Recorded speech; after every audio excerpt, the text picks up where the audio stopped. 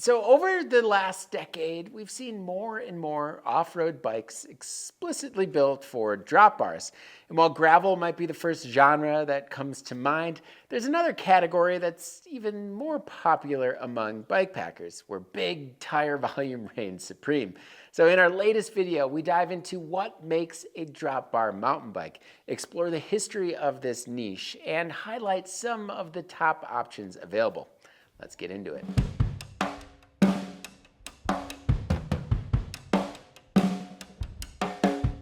All right, so before we get any further in the video though, I just want to take a quick moment to let you all know that this video is supported in part by Old Man Mountain.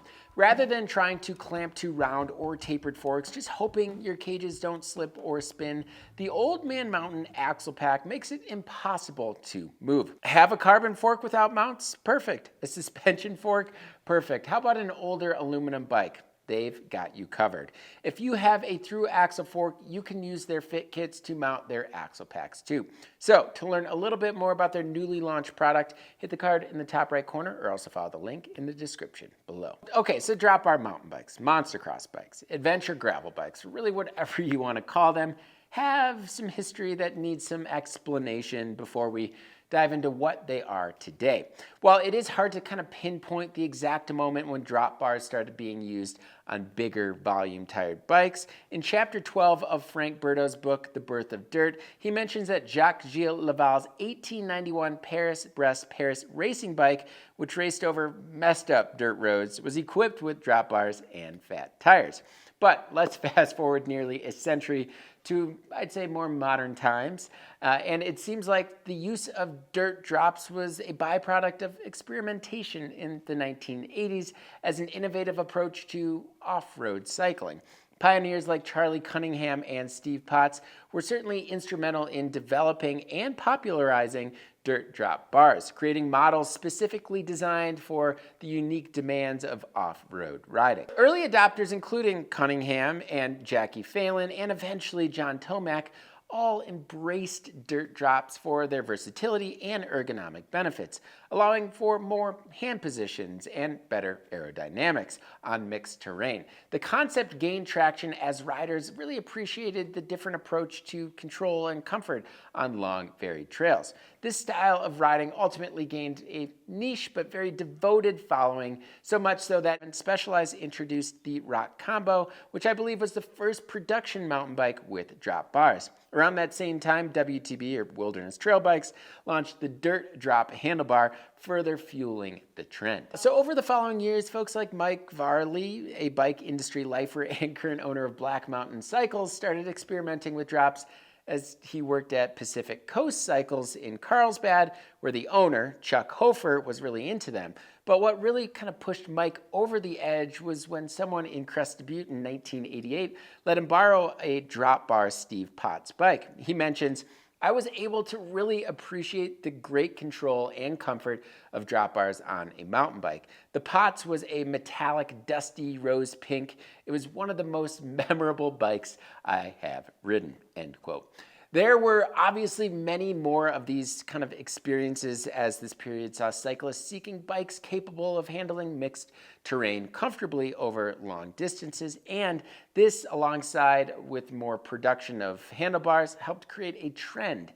But before long, in 2008, Salsa launched the Fargo, a dedicated bike built around drop bars and big volume tires for adventure rides. All right, so Joe Miser, 20-year QBP employee and team leader responsible for strategy, planning, and execution for all Salsa Cycles bikes, mentions, "When we started working on the concept for Fargo, many of us on the Salsa team had already started riding gravel and playing with what was at the time referred to as Monster Cross. Monster Cross was characterized as cyclocross bikes like the Surly Crosstrek, or more notably the Salsa Las Cruces with disc brakes that could fit 700 by 45 millimeters, or larger tires. So we kept pushing the limits, and around that same time, I made the declaration to ride the Tour Divide in 2009 after a successful Trans-Iowa in 2007 on a Salsa Hardtail 29er. It was the intersection of monster cross and the observation that drop bars allowed for a wider range of hand positions that could alleviate the hand/wrist problems that nearly every Divide rider complained about at the time riding flat bars. This spurred Salsa to build the Fargo, a drop bar bike inspired by monster cross, the Tour Divide, and the rich drop bar history of our industry. So the Fargo was certainly the start of something very special here. Not only did it coincide with more off-road centric routes, but it was the start of this category of bikes as we know them today. It ultimately helped shape a carbon sibling, the Cutthroat, where Salsa integrated their Class 5 VRS, or vibration reduction system, found on the gravel-specific Warbird, to make a bike that was introduced at the start of the 2015 Tour Divide in Banff. So today, countless options are available, and some of which we will highlight in our top bikes in this category later on. All right, so let's talk about what makes a drop bar mountain bike. And this certainly will vary on who you ask, but to me, it has clearance for tires that are 29 by 2.2 inches or wider, which usually means that the bike is designed differently than a gravel bike would be. The tire clearance often changes the bike's design, resulting in a slightly longer rear end, longer wheelbase, slacker front end, and of course, different components built for more rugged off-road use. While there are plenty of 27.5-inch bikes that can fit wider tires, that's primarily due to the smaller wheel size. So for the most part, we will focus in on 29ers in this video series. So what's the real difference between drop bar mountain bikes and gravel bikes? The primary difference lies in the geometry that favors stability and comfort over long periods, more progressive angles, and mountain bike standards. This includes bottom bracket and axle spacing, tire clearance for tires and mud, rear triangle design, dropout robustness, and suspension compatibility. Drop bar mountain bikes are built for more aggressive off-road use, typically featuring a stronger tube set, larger tires, and burlier rear triangles. In contrast, gravel bikes balance efficiency and versatility with narrower axles, lighter tubing, moderate tire clearance, and designs that favor a mix of comfort and performance on varied terrain. So in short here, most of us on the team prefer drop bar mountain bikes over gravel bikes for bike packing due to their versatility. They have the geometry to handle anything mixed terrain routes can dish out, from single track to dirt roads, while offering all day comfort on gravel roads. All right, intermission, coffee break. It's summer, so we've got iced coffee. Cheers, folks. Okay. Let's get back to it. All right, so not much has changed in the core geometry of drop bar mountain bikes. So for example, only a degree separates the head tube angle of the 2009 Fargo from the 2024 Fargo, changing from 70 to 69 degrees. And that's a typical range for other bikes being released up to this year, with some being a little slacker in the 68-degree range. Seat tube angles have also remained similar, not trending too far from 73 degrees. And despite slight variations among sizes in stack and reach measurements, the general kind of trend of keeping an upright position has always been a priority since their inception. However, several other aspects of these bikes have evolved significantly.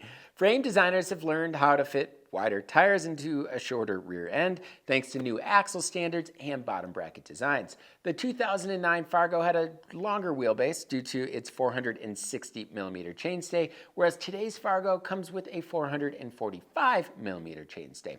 This shorter rear end allows for a snappier acceleration and better maneuverability while still maintaining ample tire clearance. And many bikes hold a similar rear center or slightly longer at, say, 450 millimeters like the Tumbleweed Stargazer. Another notable change is the concept of suspension correction, meaning a bike might come with a rigid fork but can accommodate a 100 millimeter or even 120 millimeter suspension fork. This, along with, say, fork offsets, has really been a big difference in how some of these bikes ride, with the increase in trails, such as the Pipe Dream ALICE with that 42 millimeter offset fork, making it ride much different than a bike with a 51 millimeter offset fork. Perhaps the most significant change over the years has been the refinement in how these bikes are spec'd. Stem lengths are now considered in the development process, as are drivetrains, such as the 1x12 drivetrain system, or say Salsa working with the race face cinch chainring standard to allow for boost space 2x drivetrains while maintaining ample tire clearance. One of the more inspiring changes is the adoption of wider drop bars, which certainly provide more confidence on rough terrain and additional space for cargo. Brands like Crust and Curve helped kind of spearhead this change with bars over 46 centimeters, and now we see plenty of options in the 50+ centimeter range. So obviously there's a lot going on with these drop bar mountain bikes, but they also still remain somewhat similar to, well, over 10 years ago. So what do you all think about the drop bar mountain bike? Do you have a favorite? Let me know in the comment section below, and stay tuned for part 2 where we reveal our editor's favorite bikes in the drop bar mountain bike category. And be sure to check out our full list of 29er drop bar bikes and 27.5 drop bar bikes in our gear indexes, which is linked below. And if you want to help support our efforts in putting together these gear indexes and for videos like these, definitely consider subscribing to the Bikepacking Collective. We have a number of different tiers to help show your support. So for more details on the Bikepacking Collective, definitely click on the link in the top right corner or find the link in the description below. As always, thank you all so much for watching, and until next time, paddle further.